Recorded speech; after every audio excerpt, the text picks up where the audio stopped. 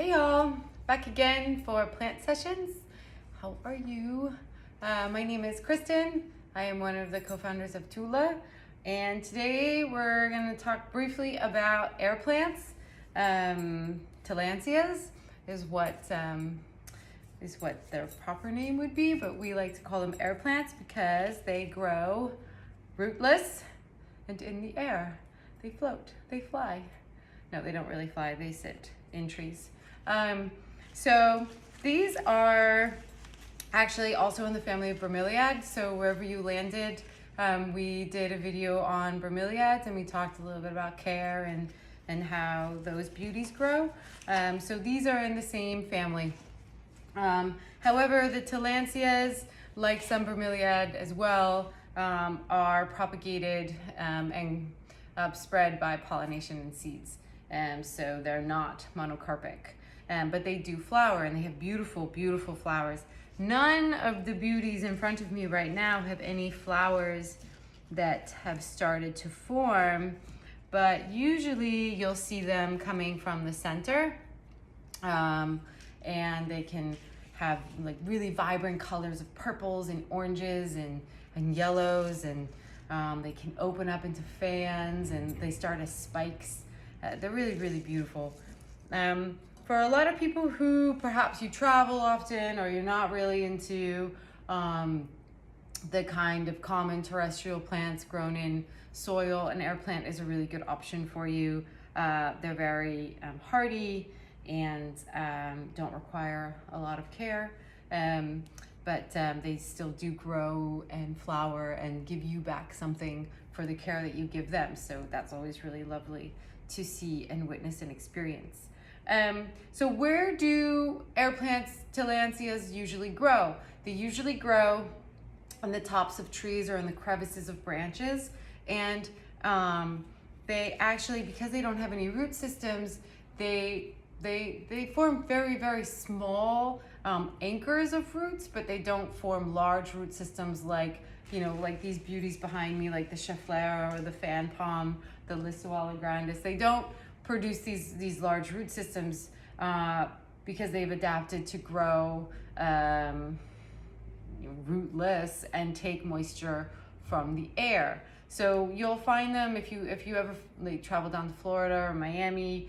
You can see them everywhere, basically growing in all the treetops, and usually just atop the branches or in the crevice, and around them is usually a nest of tree and leaf debris, which is what helps them anchor and where they're also getting nutrients like compost and fertilizers. That's how it naturally happens.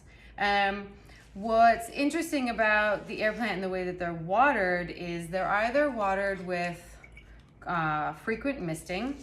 So you can use one of our beautiful new blue glass spray bottles.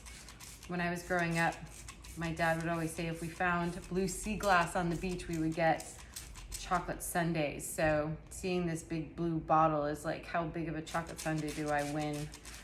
I don't have a sweet tooth. So you can miss them often. And the other way of caring for these guys is giving them a really good bath at least once a week. So bringing them to the sink and filling up your sink, or bringing a big bowl over and just dunking them in water and leaving them there for a few minutes. Now, because in the natural world, they wouldn't need this because it would be raining, and where they grow is in the tropics. So there's humidity and rain happening all the time. So they don't need, obviously, this.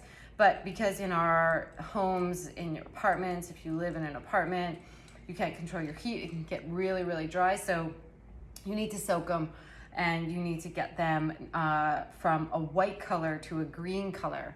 And that is a part of when the sun dries out a Tillandsia, the Tillandsia will go more white. As you can see, this guy is white. Now let's add water to this, and you see in front of your eyes, it starts to turn green. This means that it is moist and it can absorb more light now. I don't know scientifically why, but that is a fact that I have read, and I will listen to those experts writing about Tillandsias. So if you just track back, it was white and now it's green, and now it can absorb more sun. When the sun dries the Tillandsia out, it turns again back to white. So you can also gauge it that way. If your Tillandsia sits white for, a few days, it's time to dunk it, or it's time to spray it. So once we dunk it and we give it a nice bath, you want to shake it out. You don't want water to sit too long in the crown. It can rot the crown of your beautiful air plant. So we'll just give it a little shake, and now it's ready to absorb more sun, and we'll wait a few days. Depends on how dry your home is. If it's very dry, you want to do this more often. If you have a nice humid home, or you can give it some outside love, then you don't need to do this as often. And we'll put it back in its bowl. Actually, oh wait, look, I found one with a flower. Here it is. Look. There it comes. Oh, it's gonna be so pretty. It looks like there's some mauve, some violet. So it's coming out of the center. That's gonna be really lovely. One other fact that you should know about Tillandsia plants is that the more structure and hard feel the Tillandsia has, the more sun it can absorb. If it's a softer structure, then you kind of want to give it less direct sun. So harder, more direct sun. Softer, less direct sun. And what else can I tell you about these beauties? I've told you how to care for them. We've talked about how they spread and become more. And we've talked about their flowers. What I just did is I just pruned off this bottom leaf right here. It just was curling up, didn't look that good, so pruned it off. So it depends on the light scenario, but the harder the leaves, the more light they need. The softer the leaves, the less light they need. Oh, one fun fact is that their stomata open at night to absorb the moisture. They try to conserve energy during the day, so stomata stay closed during the day. So if you're gonna water or mist, do so at night, because that would be the best time, and that's when they can really open up and absorb the moisture that you're giving. However, if you live in a cold climate, don't do it at night and put them at a drafty cold window, because they don't like growing in temperatures below 55 degrees. They are tropical, so keep them in their tropical, hot and warm loving environments. Okay, I think that covers it.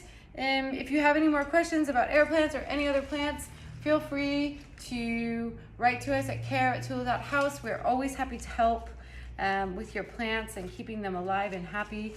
And hope to see you at Tula if you're local. My name is Kristen, and thank you so much for tuning in. Bye-bye.